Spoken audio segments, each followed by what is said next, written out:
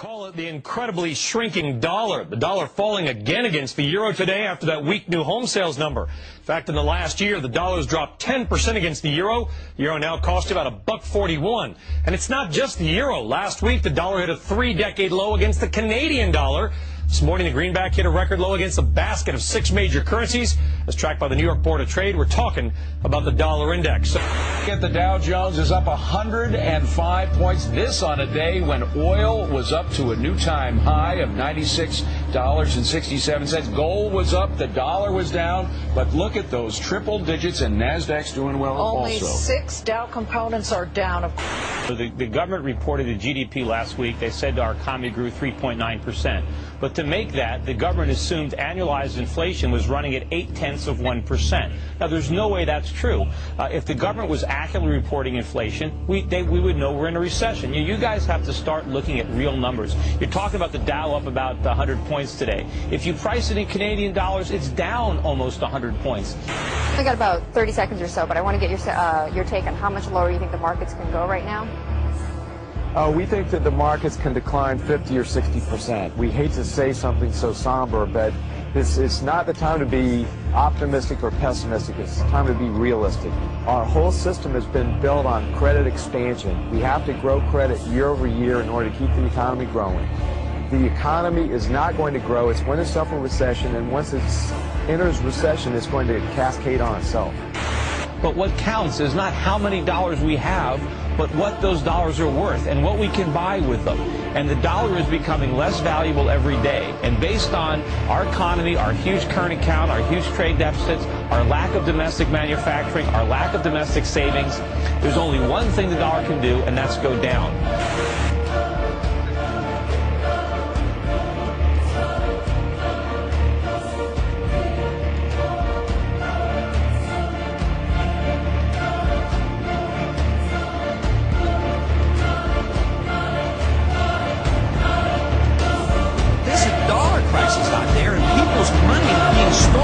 People who have saved, they're being robbed. I mean, if you have a devaluation of the dollar at 10%, people have been robbed of 10%. But how can you pursue this policy without addressing the subject that somebody's losing their wealth because of a weaker dollar, and it's going to lead to higher interest rates and a weaker economy? When you inflate a currency or destroy a currency, the middle class gets wiped out. So the people who get to use the money first, which is created by the Federal Reserve System, benefit. So the money gravitates to the banks and to Wall Street. So that's why you have more billionaires than ever before. Today, this country is in the middle of a recession for a lot of people. Michigan knows about it. Poor people know about it. The middle class knows about it. Wall Street doesn't know about it. Washington, D.C. doesn't know about it. But it's because of the monetary system and the excessive spending. We stop the spending by changing the foreign policy and bringing our troops home and save hundreds of billions of dollars.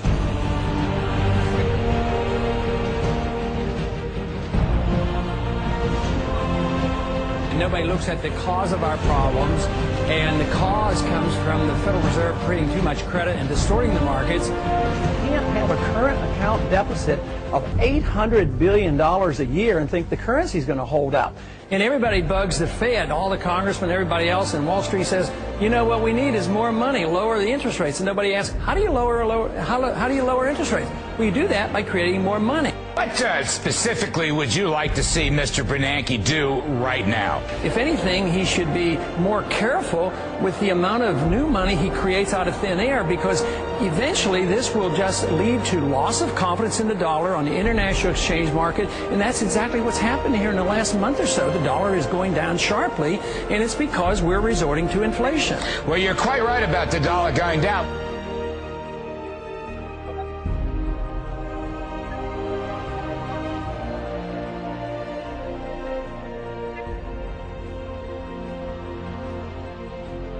And we have to realize it's our foreign policy that is deeply flawed, and we need to go back to our roots. We need to mind our own business. We need to have free trade. We need to have friendship with these countries, but we don't need to have an empire. We're going broke. The dollar's on its ropes. The end of an empire always comes when the currency is destroyed.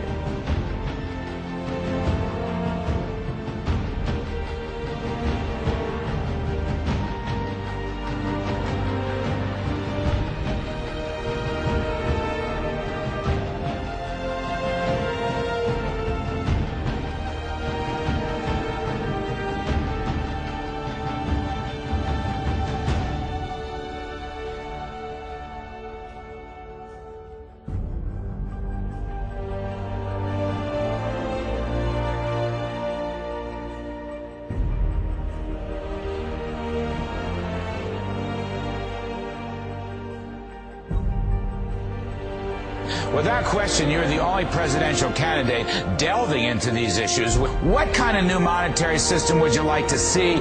Do you want the dollar to be gold-backed again? Would you like to go back to fixed exchange rates? Give us a sense of where you'd like to go. Well, we should follow the law, and the law is the Constitution. The Constitution said only gold and silver should be legal tender. We don't really have clear authority to have a central bank. Jefferson and Jackson got rid of a national bank because they didn't like it. We've only had a central bank for a relatively short period of time, but we can't get rid of the Fed in a day or a week. But we could legalize competing currencies. I mean, we compete with currencies around the world all the time. But why can't we have gold and silver competing as a currency and let people save? His monetary opinions, I want to give you the first whack because I found them very interesting. They're fantastic. I mean, just, Larry, just step back and realize how amazing it is. We have not had a presidential candidate who talked about free markets, who talked about monetary reform, who talked about tax reform the way Ron Paul does since Steve Forbes ran for president. Bravo, bravissimo, go Ron Paul. All right, Steve Forbes, your name was just mentioned. Now, Steve, gold and silver is legal tender. Well, I think that's sensible. I don't agree about abolishing the central bank, but competing currencies on deposit, why not? These things have come up in the past. Those are pretty good ideas, aren't they? Well, you sort of have competing currencies now. People can easily go in and out of currencies. But the key thing is to tie the dollar to a price range for gold. The dollar is solid. Let the other currencies in the world go all over the parking lot, where they'll come to us because we have a rock-solid currency, and that'll be good for the economy and good for the global economy as well. Have the dollar as good as gold.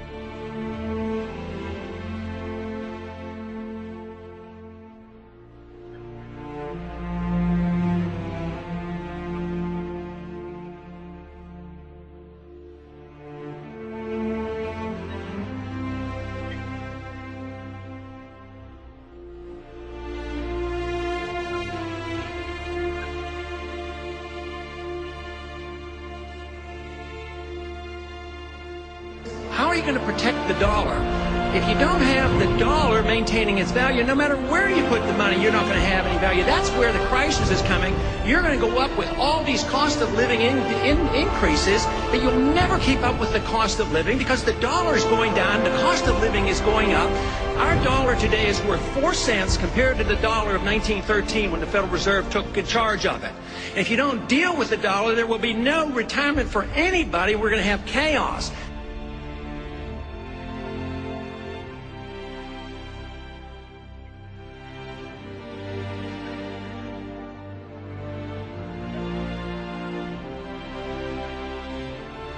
As long as we live beyond our means, we are destined to live beneath our means. And we have lived beyond our means because we are financing a foreign policy that is so extravagant and beyond what we can control, as well as the spending here at home. And we're depending on the creation of money out of thin air, which is nothing more than the debasement of the currency. It's counterfeit. And it is a natural, predictable consequence that you're going to have people benefit from it and other people suffer.